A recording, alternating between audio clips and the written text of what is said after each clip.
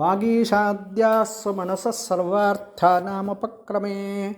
यं नत्वा कृतकृत्यास्योस्तं नमामि गजाननं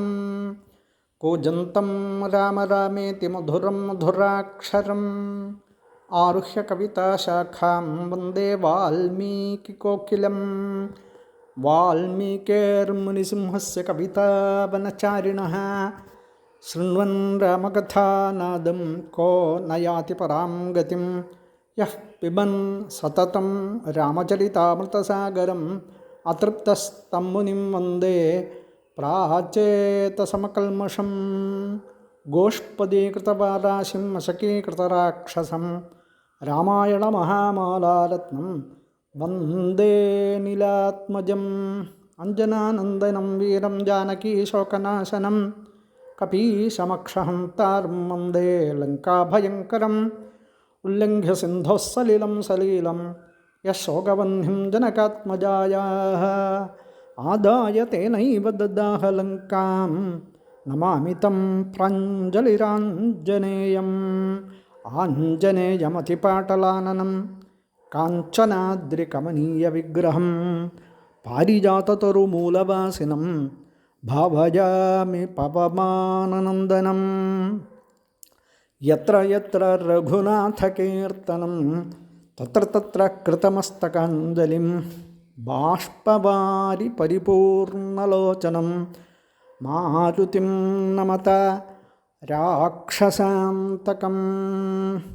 मनोजवं मारुततुल्यवेगं जितेन्द्रियं बुद्धिमतां वरिष्ठं वातात्मजं वानरयूथमुख्यं श्रीरामदूतं शिरसा नमामि यः कर्णाञ्जलिसम्पुटैरहरः सम्यक् पिबत्यादरात्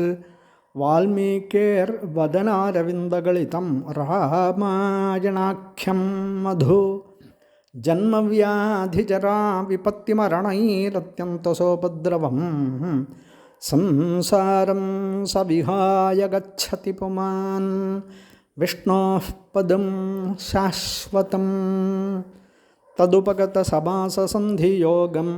सममधुरोपनतार्थवाक्यबद्धं रघुवरचरितं मुनिप्रणीतं दशशिरसश्च वधं निशामयध्वं वाल्मीकिगिरिसम्भूता रामसागरगामिनी पुनातिभुवनं पुण्या रामायणमहानदी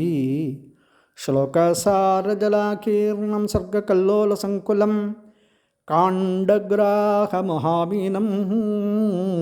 वन्दे रामायणार्णवं वेदवेद्ये परे पुंसि जाते दशरथात्मजे वेदः प्राचेतसादासीत् साक्षात् रामायणात्मना वैदेही सहितं सुरद्रुमतलेः मे महामण्डपे मध्ये पुष्पकमासने मणिमये वीरासने सुस्थितम् अग्रे वाचयति प्रभञ्जनसुते तत्त्वं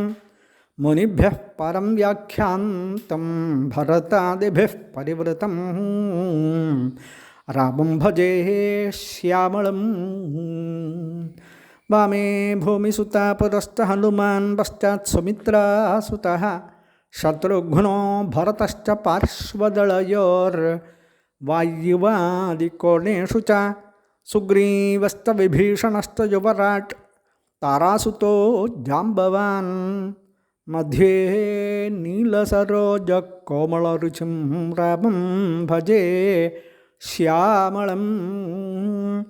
नमोऽस्तु रामाय सलक्ष्मणाय देव्यै च तस्यै जनकात्मजायै नमोऽस्तु रुद्रेन्द्रयमानिलेभ्यो नमोऽस्तु चन्द्रार्कमरुद्गणेभ्यः श्रीरामचन्द्राय परस्मै ब्रह्मणे नमः।